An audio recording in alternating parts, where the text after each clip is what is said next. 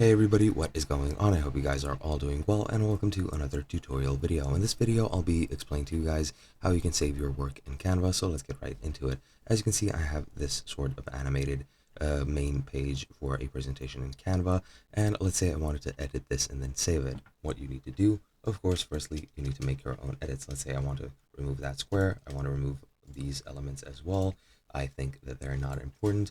And for example, now I have some differences in my design. The way that you save this is, well, quite easy.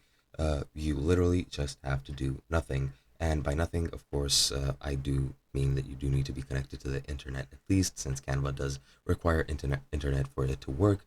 But once you're on the internet and make any changes, if the connection is not, well, interrupted, as you can see in the top, this isn't in English, but it says all changes have been saved. It'll give you this sort of cloud icon with a check mark. That means that everything has been saved, all changes have been saved, and now you can freely exit without the need to save anything, well, manually.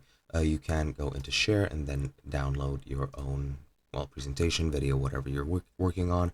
But to save your progress, all you need to do is just make your changes and they're saved automatically. Hope you guys enjoyed, and I'll be seeing you guys in another video.